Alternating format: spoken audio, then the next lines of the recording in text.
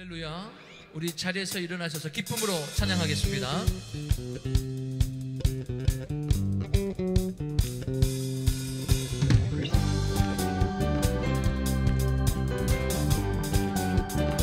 주 날 구원했으니 주 날 구원했으니 어찌 잠잠하리. 기쁨에 찬송 드리리. 주 내 죄 사했으니 어찌 잠잠하리. 기쁨에 경배 드리리. 주를 향한 나의 사랑 멈출 수 없네.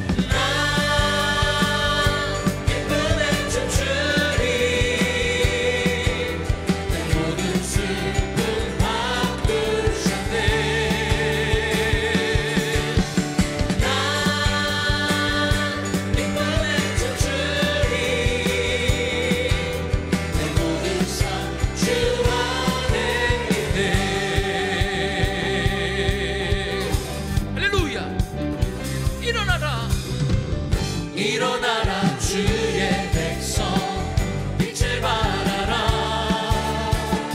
주가 너의 영광으로 임하시리라. 일어나라 주의 백성 빛을 발하라. 주가 너의 영광으로 임하시리라. 온 세상이 어둠 속에 주가 너와 함께 계셔 회복을 명하리라. 일어나라 빛을 발하라. 망백성이 너의 빛을 보고 사방에서 나오네. 일어나라 빛을 발하라. 망백성이 자유함을 얻어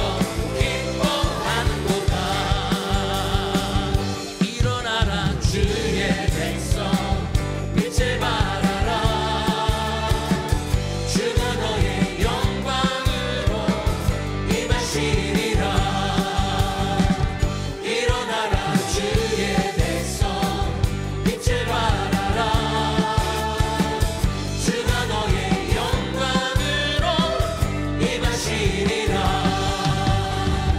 온 세상이 어둠 속에 주가 너와 함께 계셔 회복을 명하리라. 일어나라 빛을 발하라. 만백성이 너의 빛을 보고 사방에서 나오네. 일어나라 빛을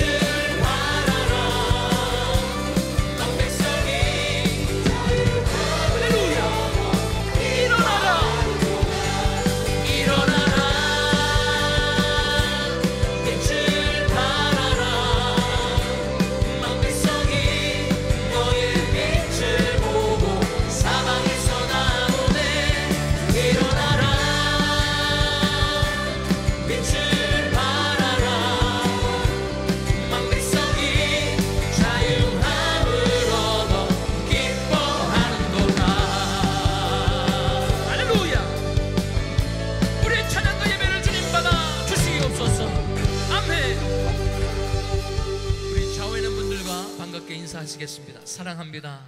축복합니다. 그리스도의 보혈의 피에 의지하여 주의 보좌로 나갑니다.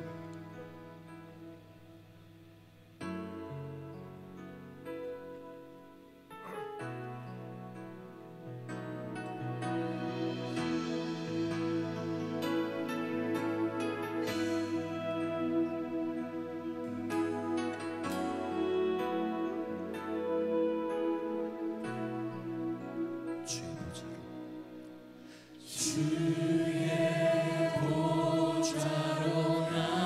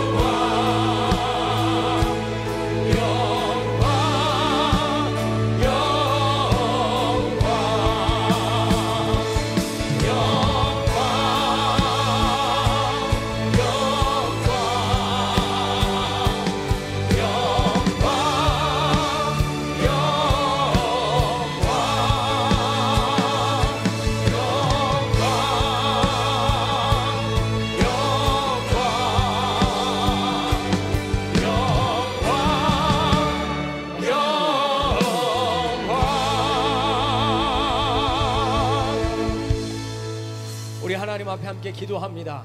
거룩한 주일 주심을 감사합니다. 하나님, 이 예배 가운데 임재하여 주시고 우리의 예배를 기뻐 받아 주시옵소서. 우리 세우신 한경 담임 목사님 강건하게 하시고 하나님의 말씀과 성령으로 충만히 부어 주옵소서. 선포되는 말씀 속에 형통한 길을 걷는 우리 모두 되게 하시고 이 한 주가 우리의 삶에서 형통을 간증할 수 있도록 말씀 가운데 놀라운 은혜와 축복을 부어 주시옵소서. 아버지 하나님, 김광식 목사님과 선교사님들 붙들어 주시고 땅끝에서 주여 오실 길을 준비하며 수고하는 종들 아버지 하나님 지켜보아하시고 우리가 함께 협력해 선을 이루며 세계 선교 마무리하는 거룩한 은혜와 복이 있는 우리 은혜 한인교회 되게 하여 주시옵소서. 오늘 예배 가운데 흘러넘치는 은혜를 부어주시기를 바라오며 우리 주여 부르짖고 기도합니다. 주여 주여 주여. 거룩하신 아버지 하나님, 은혜와 사랑하시러 감사드립니다. 하나님의 귀한 예배를 우리를 부르시고 인도하신 주님을 찬양합니다. 아버지 하나님의 예배 가운데 은혜를 부어주옵소서. 하나님 임재하여 주옵소서. 아버지 하나님의 살아계신 방의 역사를 경험하기를 바랍니다. 하나님, 이 시간 말씀하소서. 세우신 종을 통하여 우리 한경 목사님 통하여 말씀하여 주시고 형통한 길을 걷게 하시고 우리 아버지의 삶에서 형통을 간증할 수 있는 위대한 간증자들 되게 하여 주옵소서. 한 사람도 은혜 하다가 자냐기 원합니다. 하나님의 놀라운 연애의 기름 부심을 나누고 하기를 원합니다. 주여 부른 자가 주하는 자마다 하나님 나 받고 돌아가게 하여 주옵소서. 아버지의 세우신 종 강건하게 하셔서 이곳 참게 하시고 하나님의 놀라우신 사역들 등이 이루어가는 복된 자리에 서도록 인도하여 주옵소서. 우리 김광식 목사님과 선교사들 붙들어 주시길 바랍니다. 아버지 하나님의 세우신 종들 땅끝에 주여 계획을 준비하는 그 사역에 동행하여 주시고 우리가 연락에 선을 이루며 거룩한 선교 마무리를 아버지 하나님의 감당하는 은혜가 되게 하여 주옵소서. 아버지 하나님 앞에 도우심을 바라고 구하는 하나님의 종들 바라 복을 부어주시고 마음껏 사용하여 주시고 영광 받아 주시옵소서. 이 예배 가운데 부어주시는 하나님의 은혜를 기대합니다. 하나님의 은혜를 사모합니다. 아버지 하나님 예비하시고 그 은혜로 함께하여 주시옵소서. 예수님의 이름으로 기도하옵나이다. 아멘. 사도신경으로 우리의 신앙을 고백합니다. 전능하사 천지를 만드신 하나님 아버지를 내가 믿사오며 그 외아들 우리 주 예수 그리스도를 믿사오니 이는 성령으로 잉태하사 동정녀 마리아에게 나시고 본디오 빌라도에게 고난을 받으사 십자가에 못 박혀 죽으시고 장사한 지 사흘 만에 죽은 자 가운데서 다시 살아나시며 하늘에 오르사 전능하신 하나님 우편에 앉아 계사가 저희로서 산자와 죽은 자를 심판하러 오시리라. 성령을 믿사오며 거룩한 공회와 성도가 서로 교통하는 것과 죄를 사여시는 것과 몸이 다시 사는 것과 영원히 사는 것을 믿사옵나이다. 아멘.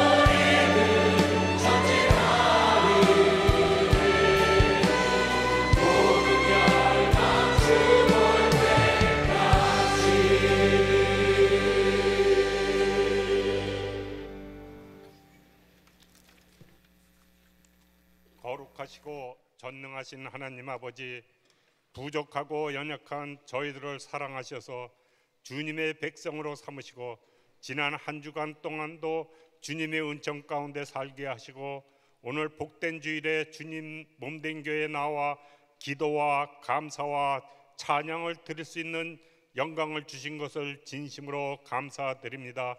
이 시간 우리들이 마음이 예배드리기에 합당한 자가 되게 하여 주시고 말씀밖에 부족함이 없도록 하여 주시옵소서. 하나님 아버지, 주님의 크신 뜻이 있어 몸된 교회를 이곳에 세워주시고 불꽃 같은 눈동자로 지켜주시고 인도해 주시니 감사드립니다. 우리 교회로 하여금 바이블 타임을 통해 말씀을 묵상하고 교제하며 크신 능력과 복음을 허락하셔서 죽어가는 많은 심령들에게 복음의 기쁜 소식을 전할 수 있게 성령의 바람을 불어 주시옵소서. 한 공동체로서 사역을 잘 감당하며 사명을 잘 감당케 하시며 날로 부흥 발전하게 하여 주셔서 이 자리가 차고 넘쳐서 아버지께 큰 영광 돌리기를 원합니다. 성령 충만하여 성장하는 자의 삶을 살게 도와주시옵고 아버지 또한 우리의 이웃을 향하는 복음을 전하는 발걸음을 축복하여 주시기를 원합니다. 그래서 복음을 전해받은 심령들이 우리 교회로 향하는 첫걸음을 축복하여 주시기를 원합니다. 특별히 우리 한기용 담임 목사님께서 터키 사역을 은혜 가운데 잘 마치시고 건강한 가운데 돌아오시게 하여 주심을 진심으로 감사드립니다.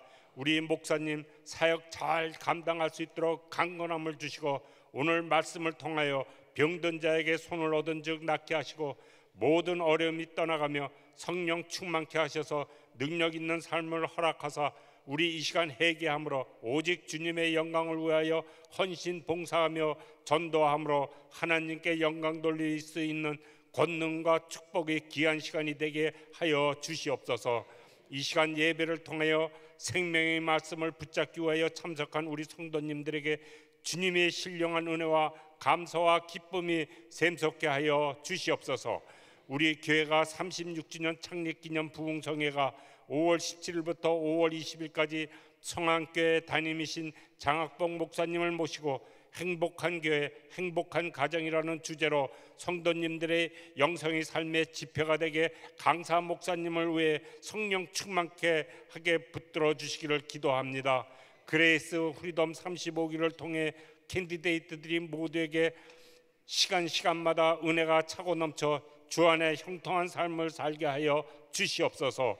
GMI를 이끄시는 김강신 목사님 건강을 회복시켜 주시고 성령 충만한 능력 충만, 권능 충만하여 세계 선교를 마무리 짓는 사명 감당케 하여 주시며 하나님 아버지 세계 각국에서 수고하시는 선교사님들이 사역에 축복하시고 성령님께서 함께 동력하여 주시고 영육간의 강건함으로 인도하여 주시옵소서. 우리에게 매우 중요한 축복된 예배가 삶의 중심이 되게 하시며 우리에게 영적 깨달음과 잠든 영혼을 일깨워 주시고 정직한 영을 회복시켜 주시옵소서. 오늘도 이 예배를 위하여 귀한 찬양으로 영광 돌리는 은혜 성가대와 오케스트라 찬양을 받아 주시옵고 저희들에게는 한없는 은혜를 내려 주시옵소서. 특별히 봉사로 수고하는 찬양가 경배팀 그리고 예배위원들을 축복하여 주시옵소서. 저희들이 마음과 뜻과 정성을 다하여 이 시간 예배를 드려오니 하나님께서 기쁘게 받으시고 홀로 영광 받아 주시옵소서. 이 모든 말씀 우리를 온전케 하시는 존귀하신 예수 그리스도의 이름으로 감사하며 기도드렸습니다. 아멘.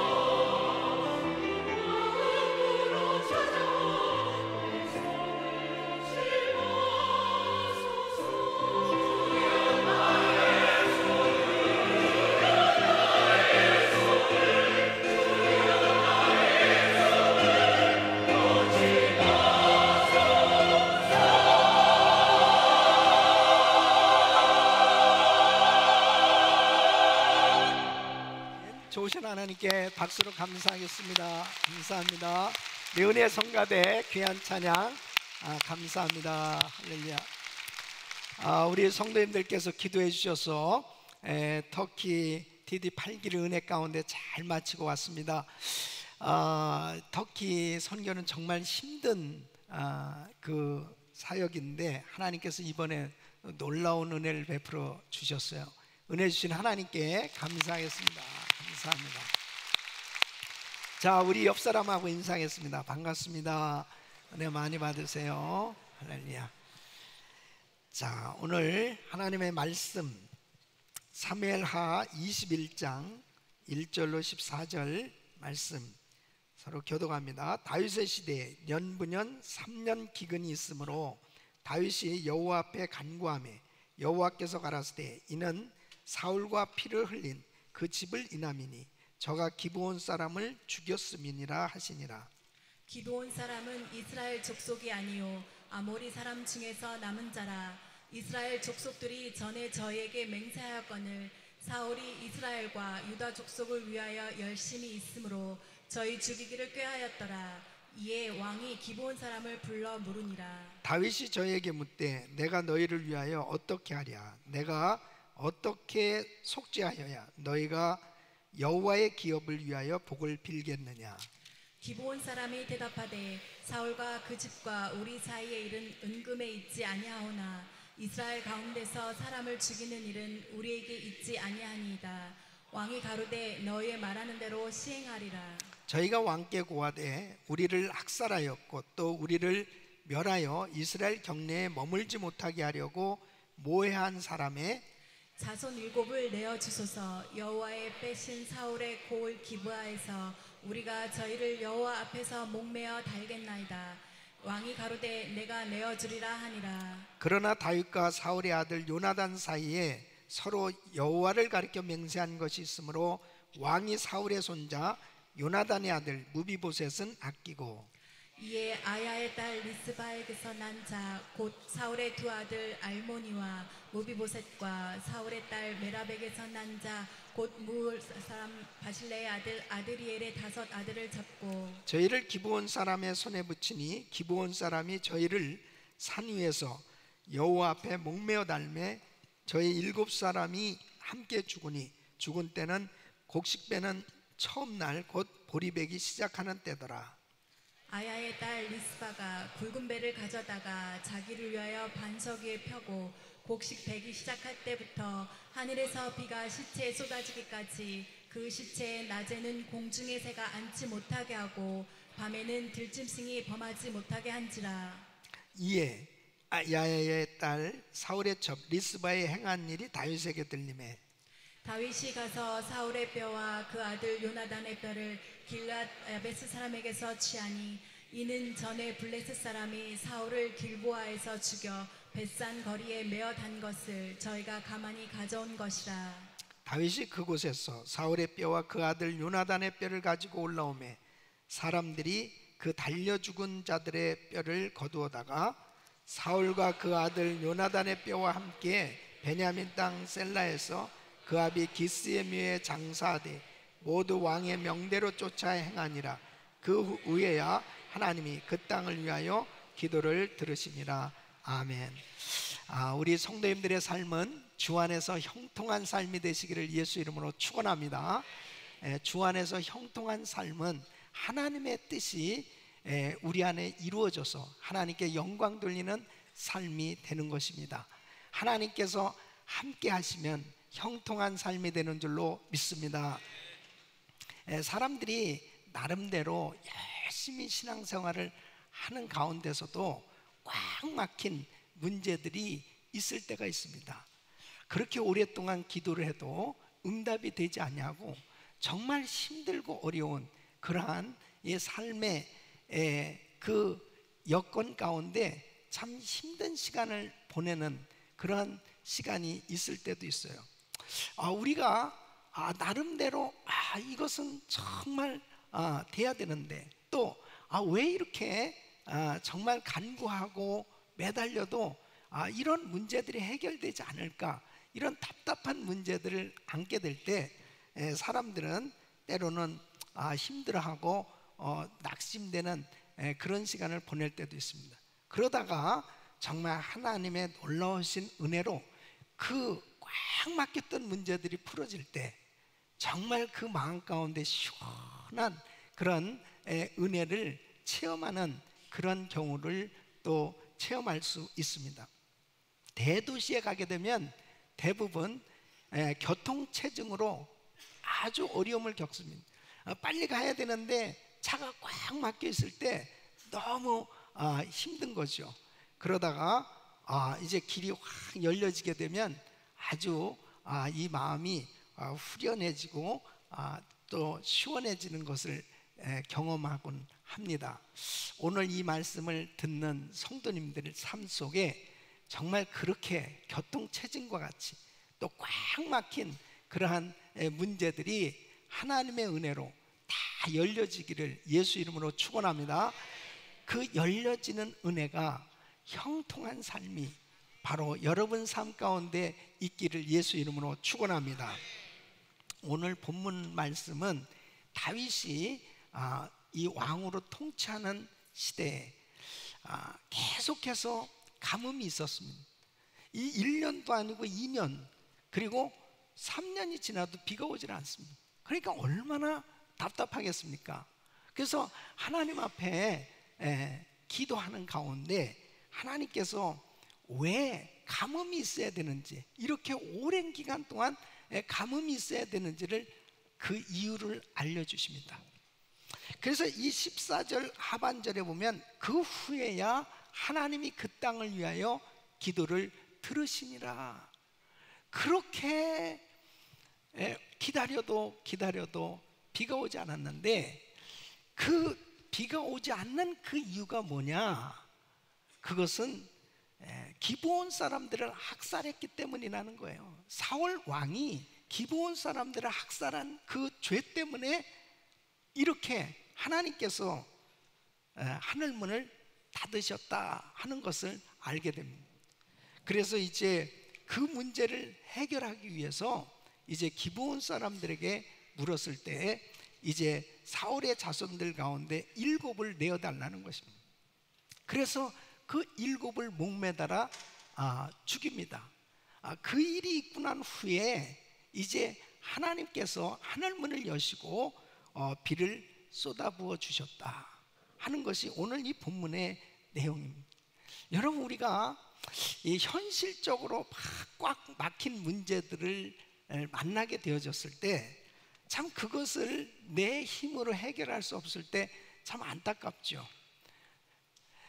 그런데 그 현실적인 문제도 영적으로 풀지 않으면 안 되는 겁니다. 하나님께서 간섭하셔서 깨닫게 해주시고 열어주실 때 열려지는 줄로 믿습니다. 요즘 바이블 타임에서 욥기서를 묵상을 하고 있습니다.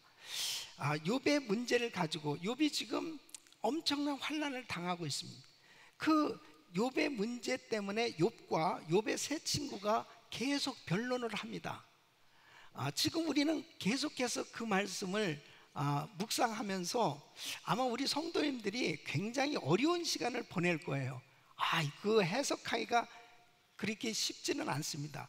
그런데 욥의 세 친구들이 하는 얘기나 욥이 하는 얘기나 틀린 말은 하나도 없어요.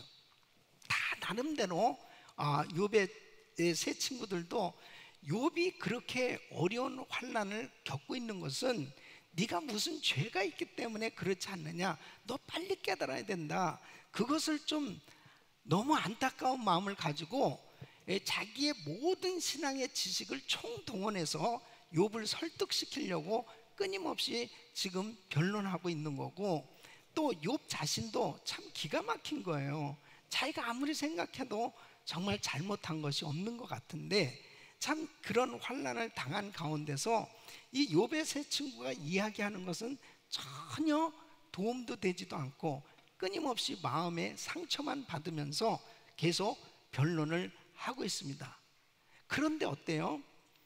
아무리 자신들이 신앙의 지식을 가지고 이야기를 해도 욥의 문제가 해결되지 않아요. 그런데 하나님께서 그 가운데 간섭하시니까 바로 주님이 깨닫게 해주시고 주님이 풀어주시니까 결국 종국적으로 보면 욥이 다 회복된 줄로 믿습니다. 그래서 우리는 이러한 꽉 막힌 문제들을 만날 때 영적인 방법으로 풀어야 해결될 수 있는 겁니다. 그것을 내가 육신적으로 세상적으로 인간적인 방법으로 풀려고 할 때는 전혀 풀릴 수가 없는 거예요. 저는 오늘 이 말씀을 통해서 어떻게 다윗이 이 어려운 문제들을 해결할 수 있었는가, 형통의 비결이 무엇인가, 오늘 이 말씀을 증거할 때에 여러분 모두가 정말 해결할 수 없었던 그런 모든 문제들이, 꽉 막힌 문제들이 하나님의 놀라우신 은혜로 열려질 수 있기를, 풀려질 수 있기를 예수 이름으로 축원합니다. 첫째는 다윗은 문제의 이유를 주님께 여쭈었다 하는 것입니다. 여러분 오늘 이 1절 말씀 보면 다윗의 시대에 연분연 3년 기근이 있으므로 다윗이 여호와 앞에 간구하매 여호와께서 가라사대 때 이는 사울과 피를 흘린 그 집을 인함이니 저가 기브온 사람을 죽였음이니라 하시네. 그러니까 이 다윗의 귀한 점이 뭐냐면 그 문제를 자기의 지혜와 지식을 가지고 판단하면서 해결하려고 하지 않고 그 문제를 하나님 앞에 가지고 나왔다는 것입니다. 이게 우리 크리스천들에게, 우리 성도님들에게 가장 하나님이 기뻐하는 자세예요. 문제를 가지고 있을 때 다윗이 여호와 앞에 간구하매 바로 하나님 앞에 가장 먼저 나와서 그 하나님 앞에 그 문제를 내어놓고 간구할 때 하나님께서 우리의 간구를 귀 기울여 주시고 깨닫게 해주신 줄로 믿습니다. 그러니까 도대체 3년 동안 이렇게 비가 오지 않는데 왜 이런 거죠? 그러니까 그냥 무조건 비 오게 해주세요가 아니고 이렇게 꽉 막힌 문제가 있을 때 무엇이 문제인가요? 근본적인 문제를 하나님 앞에 알려고 주님께 여쭤보는 것, 이것이 얼마나 중요한 건지 모릅니다. 그때 하나님이 깨닫게 해주시는 거죠. 바로 기브온 사람들이 억울하게 죽었다는 거예요. 그것은 사울 왕이 큰 실수를 했다는 것입니다. 여러분 이 말씀에 이 사건의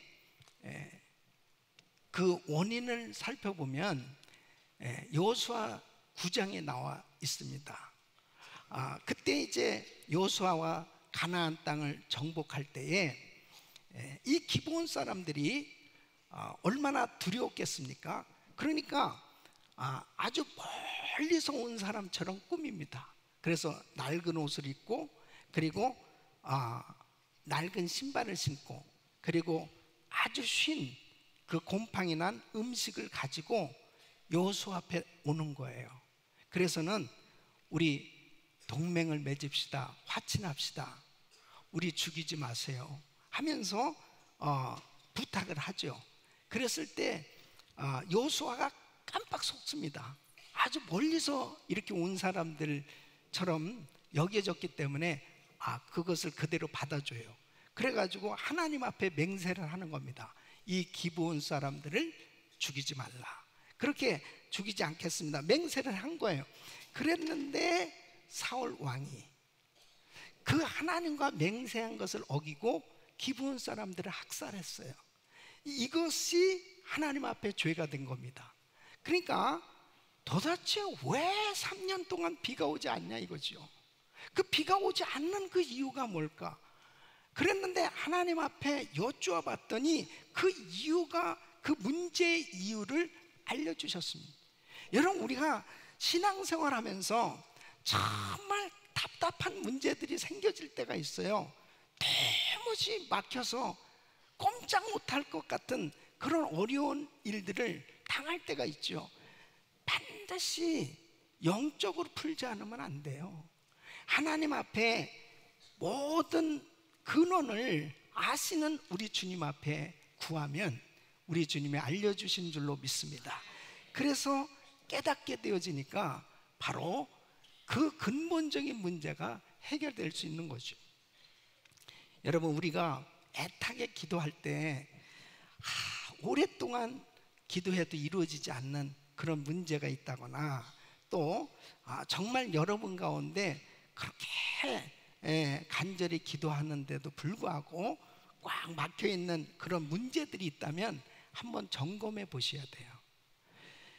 혹시 하나님이 기뻐하시지 않는 어떤 것들이 내 속에 있는지, 또 우리 가정에, 그리고 또 하나님 앞에 약속해 놓고 실천하지 아니한, 지키지 못한 것이 있는지, 또 다른 사람들과의 관계에서 묶인 것은 없는지, 또 다른 사람에게 원망 들을 만한 일은 없는지, 다른 사람들이 하나님 앞에 탄식하며 기도하는 제목들이 나와 관계가 된 것이 있지는 않은지, 이런 것들을 한 가지씩 한번 살펴보는 자기 성찰의 시간을 갖는 것은 너무나 중요한 것입니다. 어떤 면에서 보면 하나님이 특별히 사랑하는 자녀들에게는 깨닫게 하시기 위해서 그런 문제들을 우리에게 허락하실 때가 있어요. 그래서 그 문제 때문에 막 괴로워할 것이 아니고 하나님 앞에 구체적으로 그 영적으로 묶인 것이 무엇인지 그 이유를 다윗처럼 하나님 앞에 물어보는 것, 이것은 하나님 앞에 축복된 신앙의 자세인 줄로 믿습니다. 다윗이 이런 자세로 하나님 앞에 물어본 거예요. 그랬을 때 여러분, 중요한 것은 그 이유를 알게 되어졌을 때 그 이유가 뭔지, 그것을 우선적으로 해결할 때 하나님의 기적이 나타나는 줄로 믿습니다.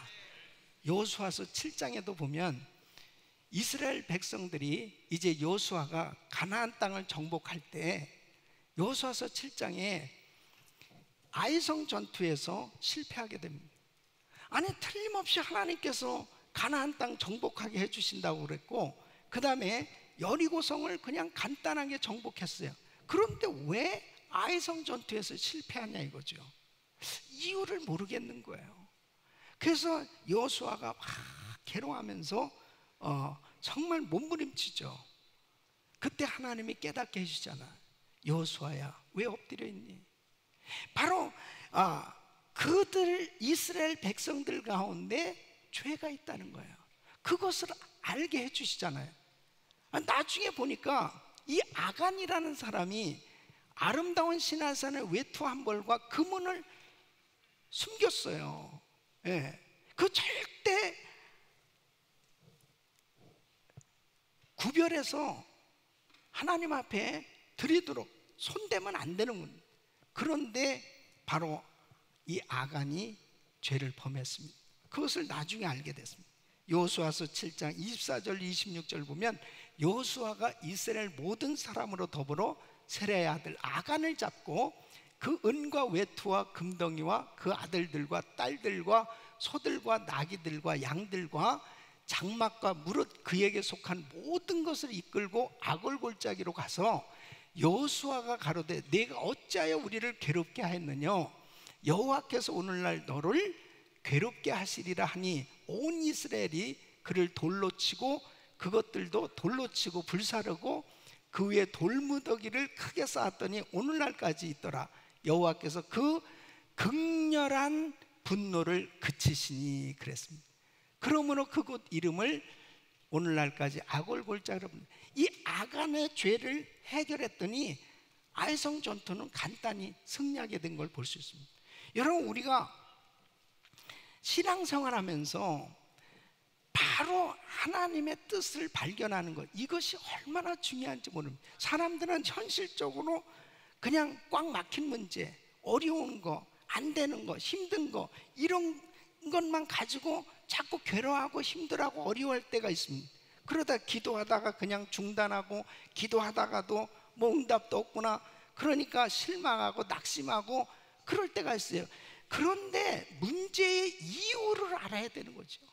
그 문제의 이유를 주님 앞에 물어봤을 때 우리 주님께서 알려주시는 것, 이게 은혜인 줄로 믿습니다.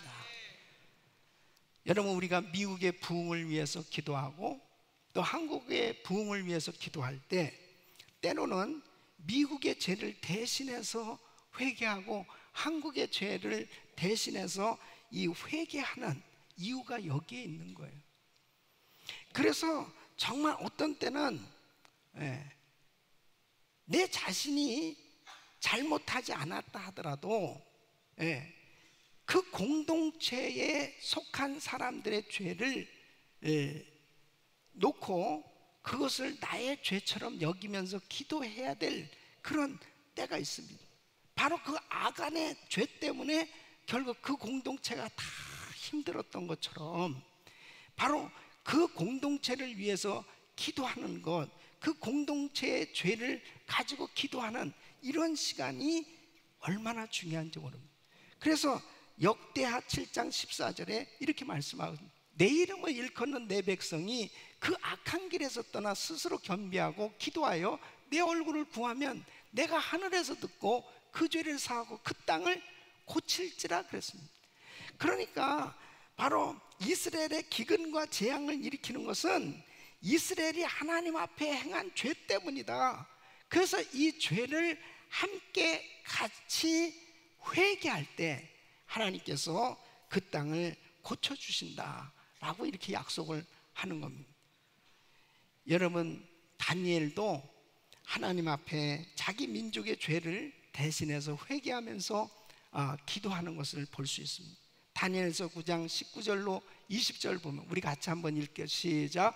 주여 들어소서, 주여 용서하소서, 주여 들으시고 행하소서, 지체하지 마옵소서.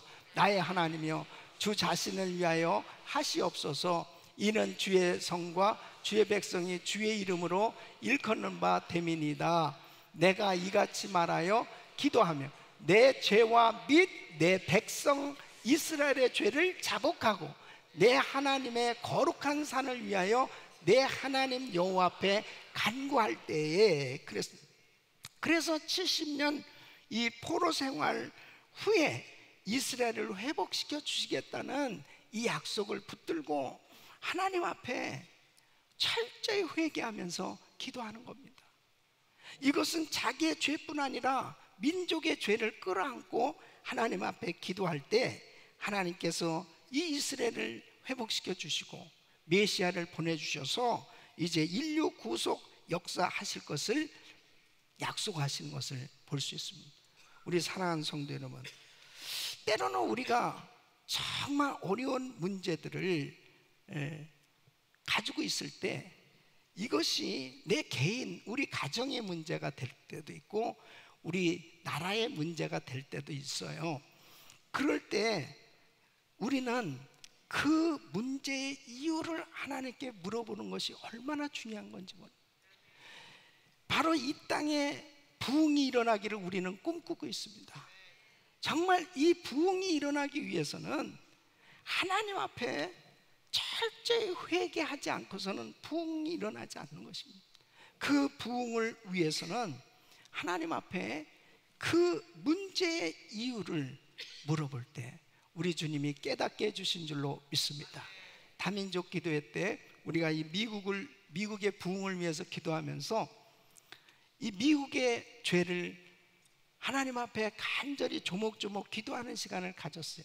그때 어느 백인 목사님은 이 미국이 개척될 당시에 얼마나 많은 인디안들이 학살되었는가, 그 인디안들을 학살한 죄를 회개합니다 하고 하나님 앞에 이 미국의 죄를 가지고 기도하는 그런 시간도 가졌습니다.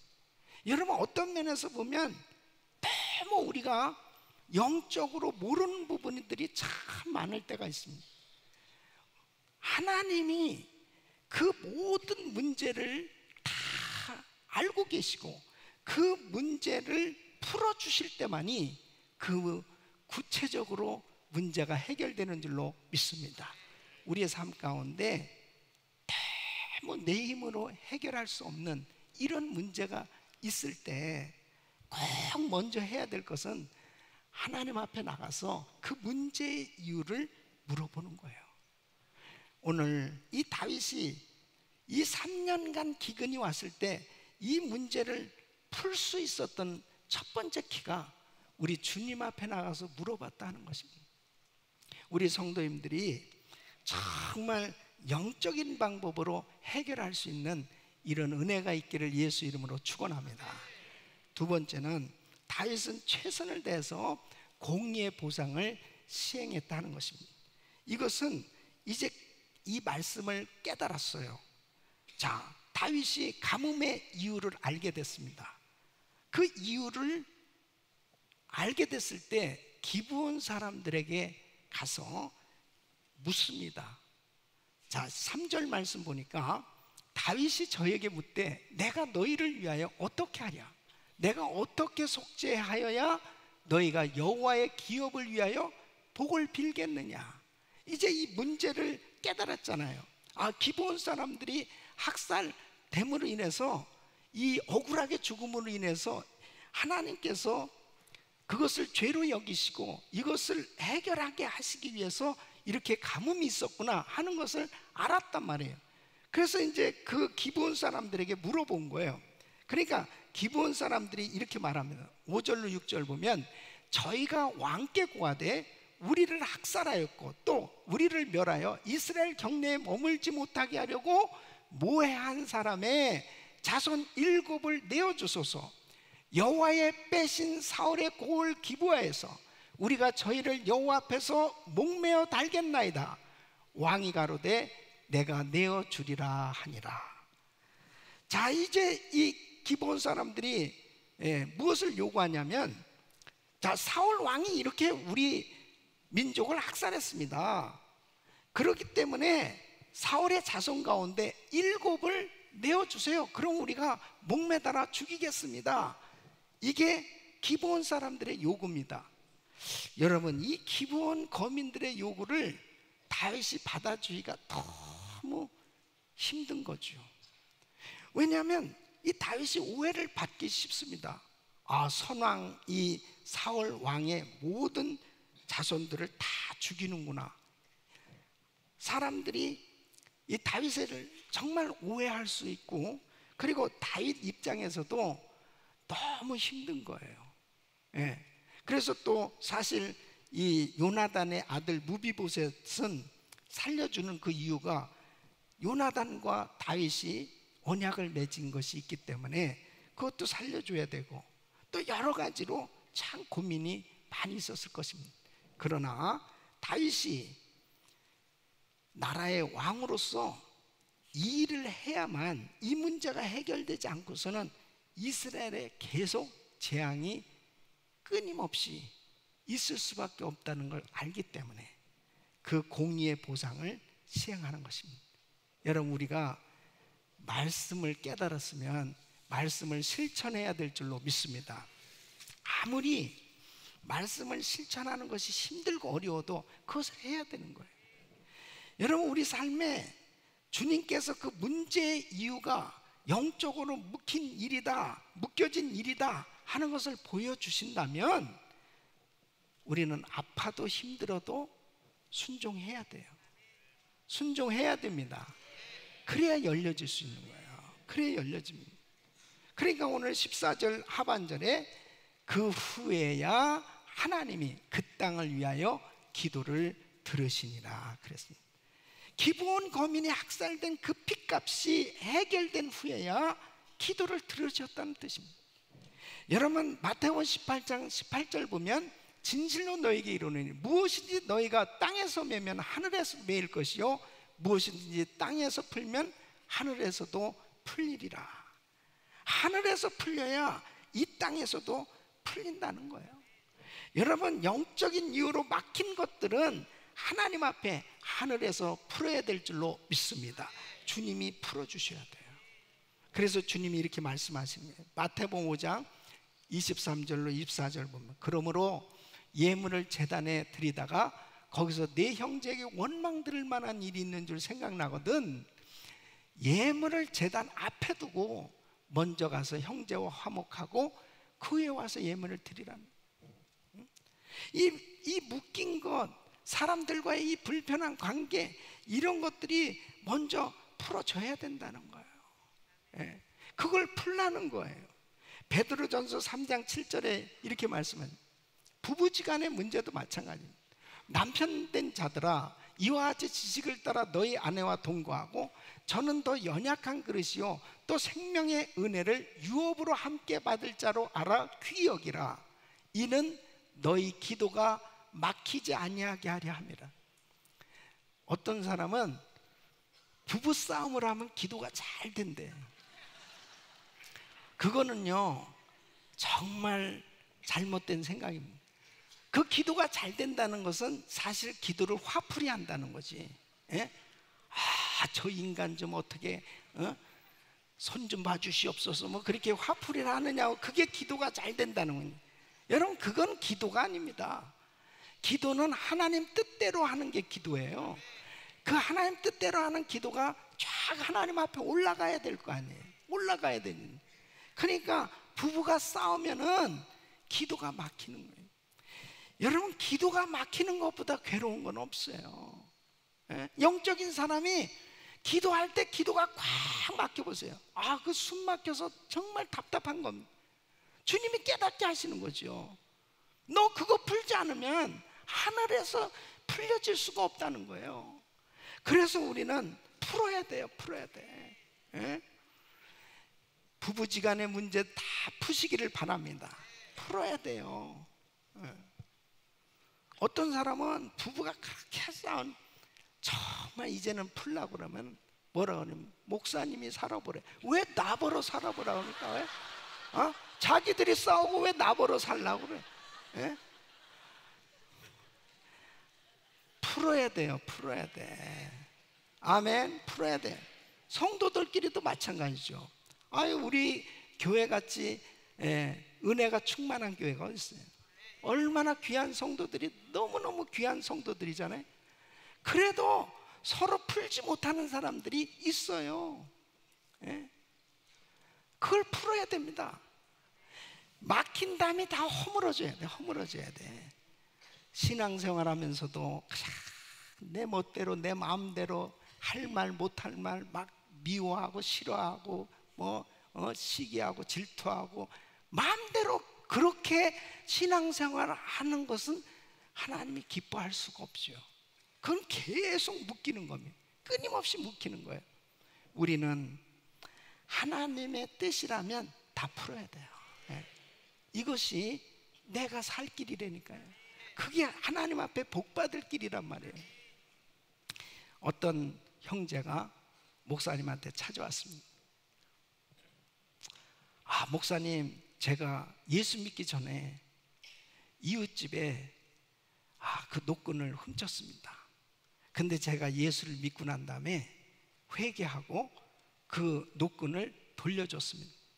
그런데 그 이웃은 마음을 풀지 않고 계속 화해를 하지 않는데 어떡하죠? 그러니까 이 목사님이 그 형제한테 물어봅니다. 그 노끈 훔친 것이 답니까? 그랬어요.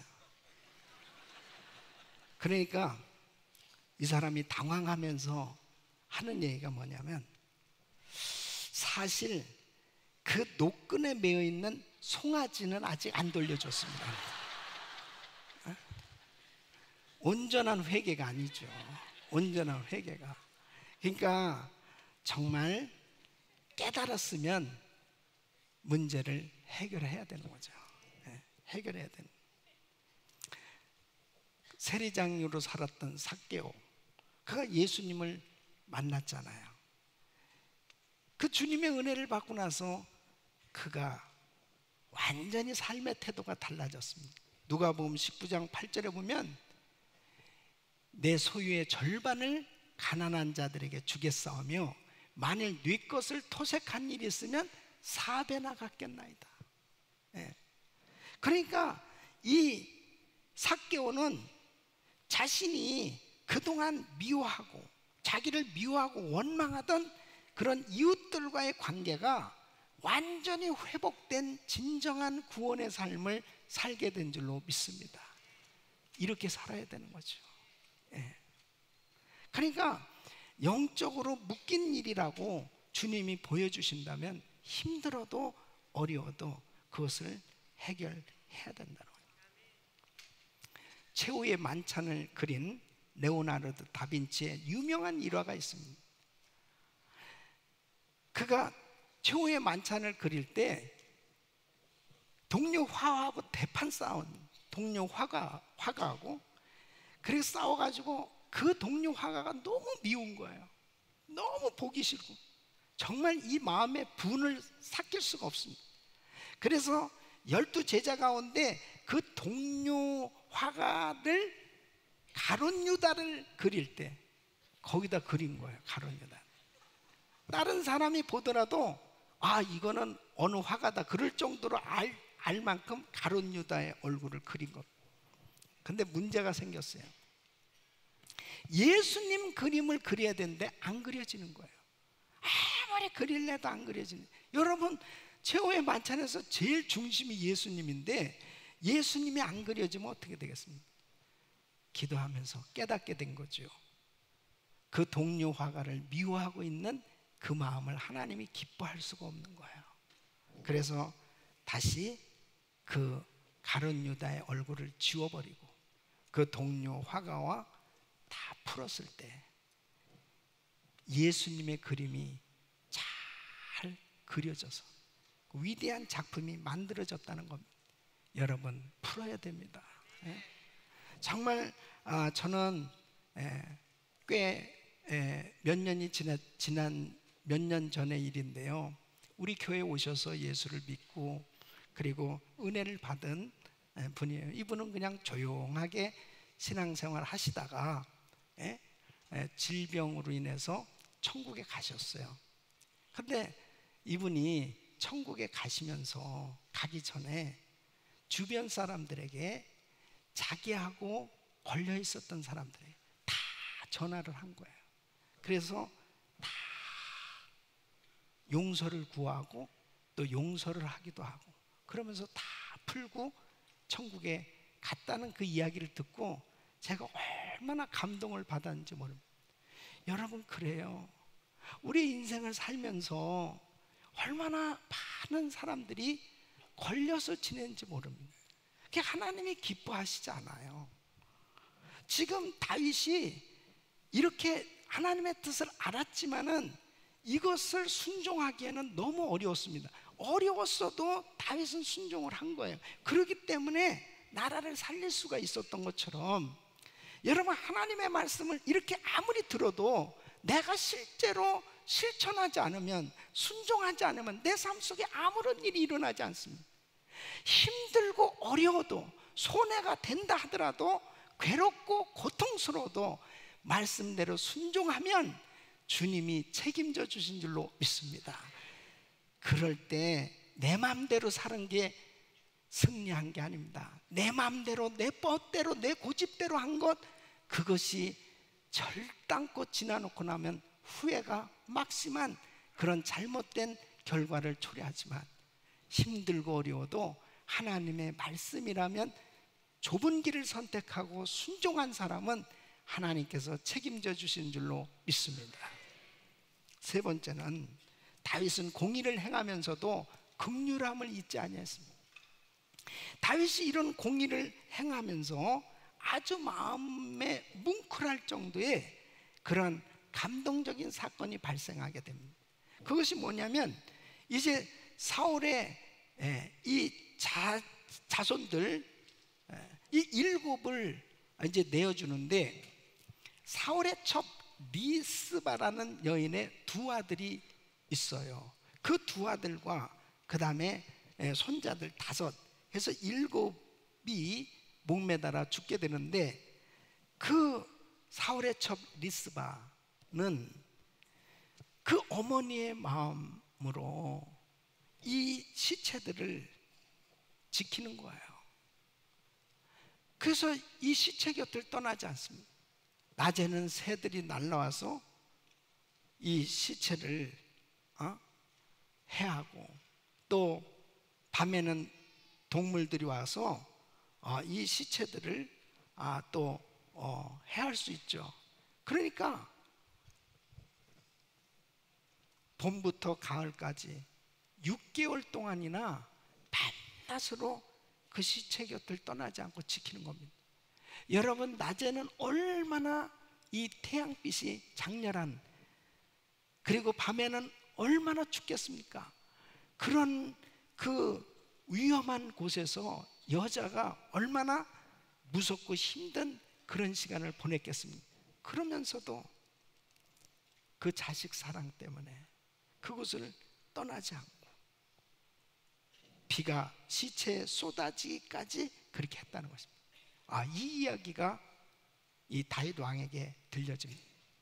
다윗 왕이 이 이야기를 듣고 모든 이 7사람들의 이 씻은 유구를 수습하고, 그래서 국장으로 정말 그 사울의 뼈와 그 아들 요나단의 뼈를 함께 해서 장례식을 치러줍니다.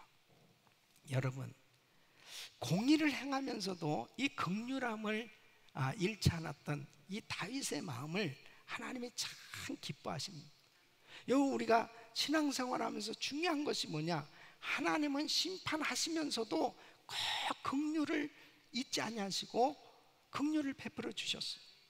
에레미야가 3장 22절 보면 여호와의 자비와 긍휼이 무궁하심으로 우리가 진멸되지 아니함이니.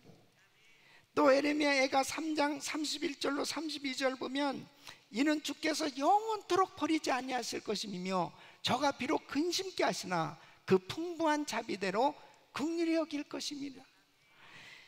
다윗은 공의와 긍휼을 겸비한 왕으로 나라를 다스렸습니다. 우리가 다른 사람들을 정말 잘못된 것을 판단하면서 살면 내 자신이 거룩함을 제대로 지키지 못하는 그런 실수를 범하게 되는 거예요. 우리들 자신은 철저히 공의를 행함으로 거룩함을 유지해야 돼요. 그러나 다른 사람에 대해서는 우리가 용서와 관용과 사랑을 베풀어야 될 줄로 믿습니다. 그래서 거룩함과 이 긍휼함을 잊지 아니할 때 하나님께서 우리에게 놀라운 은혜를 주신 겁니다.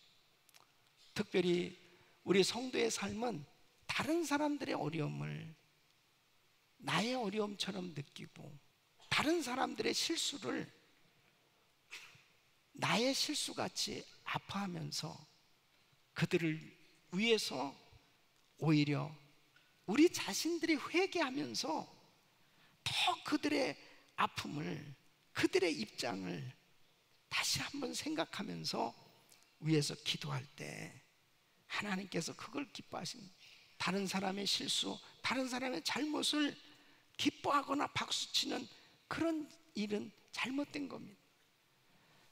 잘못된 사람들을 보면 마음이 아파하고 그들의 입장을 동정하면서 그들을 위해서 기도할 수 있는 긍휼이 있는 중보자들이 될 수 있기를 예수 이름으로 축원합니다. 그럴 때 하나님이 그것을 기뻐하십니다. 다윗은 이렇게 공의를 행하면서도 긍휼을 잊지 아니했던 것입니다. 여러분, 뉴욕의 역대 시장 가운데 아주 훌륭한 시장이 있습니다. 그분이 라과디아라는 분입니다. 여러분, 뉴욕 공항에 라과디아, 그분의 이름을 딴 라과디아 공항이 있죠. 이분은 원래 판사였습니다. 그 판사였을 때 유명한 일화가 있습니다. 한 노인이 빵을 도둑질하다가 잡혔습니다. 그래서 기소가 돼서 재판을 받게 된 겁니다. 왜 그것을 훔쳤습니까? 이 노인이 배가 고파서 빵에 손을 댔습니다. 그렇게 말을 합니다. 그러니까 이 라과디아 판사는 당신의 행위는 10불 벌금형에 해당됩니다. 그랬어요. 그리고 자기의 지갑에서 10불을 꺼냅니다. 그러면서 이렇게 얘기해요. 나는 이렇게 뉴욕 거리를 헤매면서 배가 고파서 남의 빵에 손을 대는 이런 사람들 가운데서도 배불리 먹고 그리고 좋은 음식을 먹으며 지냈던 벌금을 내겠습니다. 중절 모자를 그 서기관한테 주면서 자, 여기 방청객들한테 다 이 모자를 돌리라고. 저처럼 이렇게 뉴욕 거리를 배고파서 방황하면서 빵을 훔치는 이런 사람들이 있을 때 배불리 먹으면서 좋은 음식 먹으면서 지낸 그 벌금을 낼 분들 내십시오. 그랬더니 47불이 모아졌답니다. 당시에 47불이 얼마나 큰 돈이겠습니까? 그것을 그 노인한테 준 거예요. 이 노인이 47불을 잡고 울면서 재판장을 떠났다는 것입니다. 여러분, 이것이 공의와 긍휼이에요. 여러분, 우리는 정말 우리 주변에 되어지는 일들을 볼 때 우리는 철저히 하나님의 말씀대로 말씀으로 잘 분별해야 됩니다. 그러면서도 우리는 꼭 이웃에 대한 이 긍휼함을 잃어버리지 않아야 하나님의 사랑으로 충만한 삶이 되는 줄로 믿습니다. 공의만 있으면 너무 삭막한 세상, 그리고 정말 이 땅에 그리스도의 향기가 나타나는 그런 삶이 될 수 없는 것입니다.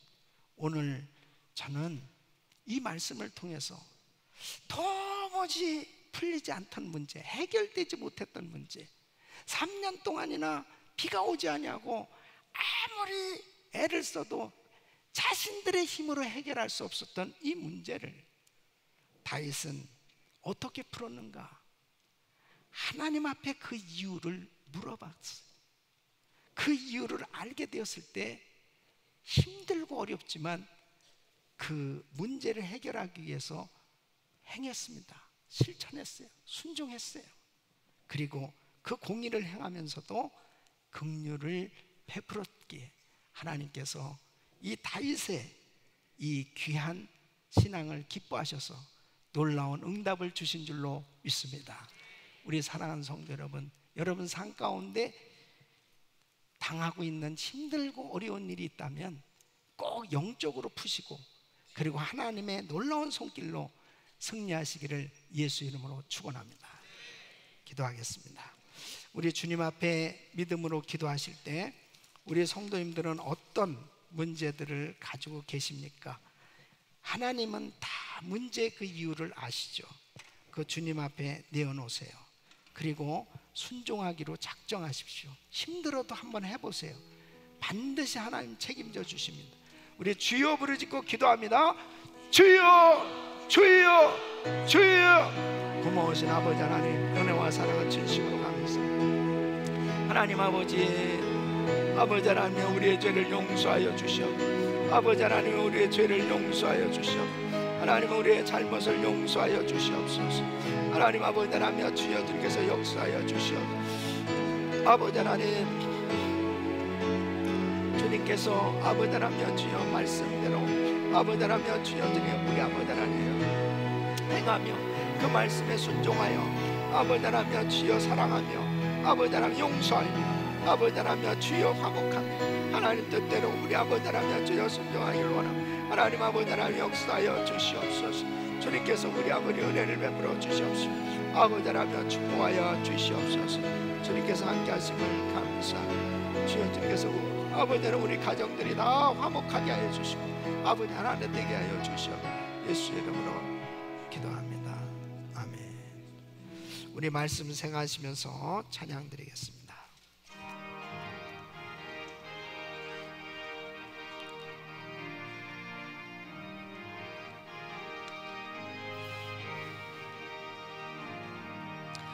주의 말씀 듣고서 준행하는 자는 반석 위에 터닫고 잼을 지은 같아. 비가 오고 불나며 바람 부딪혀도 반석 위에 세운 집 넘어지지 않네. 잘 짓고 잘 짓세 우리 집 잘 짓세. 만세 반석 위에다 우리 집 잘 짓세. 주의 말씀 듣고도 죄지 않는 자는 모래 위에 떠닫고 집을 지은다나. 비가 오고 물나며 바람 부딪히네. 모래 위에 세운 집 크게 무너지네. 잘 짓고 잘 짓세. 우리 집 잘 짓세. 만세 반석 위에다 우리 집 잘 짓세. 세상 모든 사람들 집을 짓는 자니 반석 위가 아니면 모래 위에 짓네. 우리 구주 오셔서 지은 산을 줄 때 새로운 공약 따라서 명령상 걸으니 잘 짓고 잘 짓세. 우리 집 잘 짓세. 만세 반석 위에다 우리 집 잘 짓세. 아멘. 고마우신 주 하나님 아버지, 지금까지 지내온 우리 삶을 생각해 볼 때 모두가 하나님께 감사할 것밖에 없습니다. 잘되고 형통하고 건강해서도 감사하겠지만 어려운 환경 속에도 하나님이 늘 함께 해주시고 인도해 줌을 생각할 때 감사드릴 수밖에 없습니다. 중심을 보시는 아버지 하나님, 늘 감사와 찬양과 기도와 말씀의 단을 쌓아 올리게 하시고 우리 삶이 항상 강건해지길 간절히 원합니다. 또한 이 시간 구버려 하여 감사하는 마음으로 정성껏 준비한 예물을 주님께서 흠양하여 주시옵시고 또한 드리는 손길에 복되게 하시고 이 예물이 쓰이는 곳곳마다 예수 그리스도의 향기가 나타나게 하여 주시옵소서. 또한 이 물질의 주인이신 예수님 이름으로 감사기도렸사옵나이다. 아멘.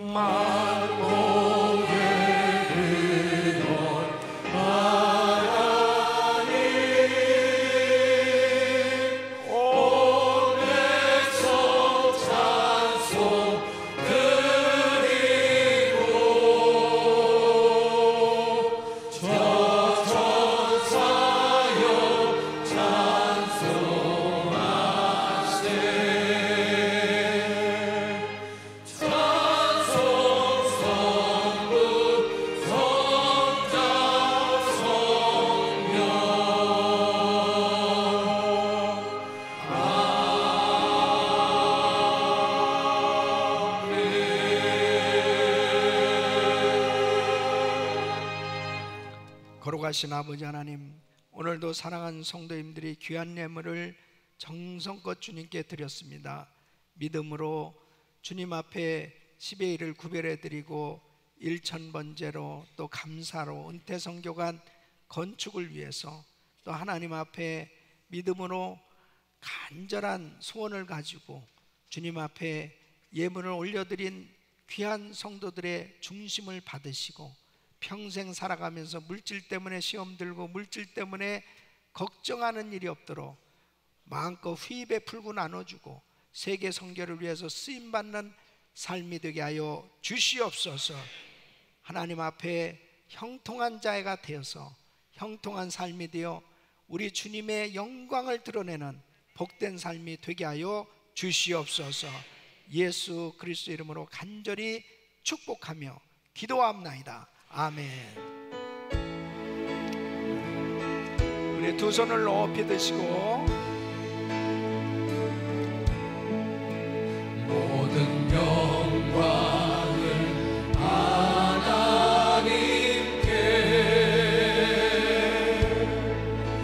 모든 영광을 하나님께,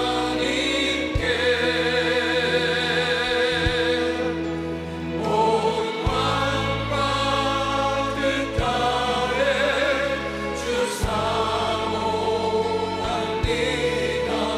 모든 영광을 하나님께.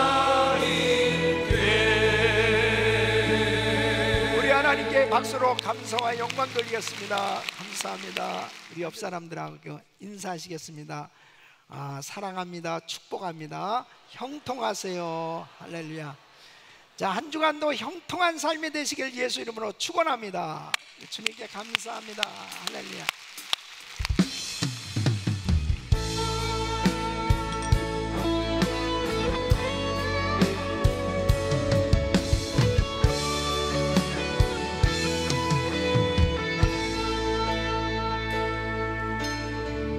마라나타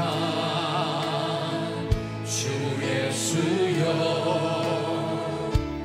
어서 오시옵소서. 땅의 모든 끝 모든 족속 주를 찬송하게 하소서. 마라나타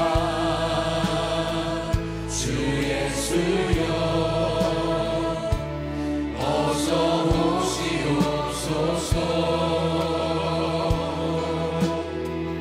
온 열방이 주께 돌아와 춤추며 경배하게 하소서. 우리 주님 다시 오실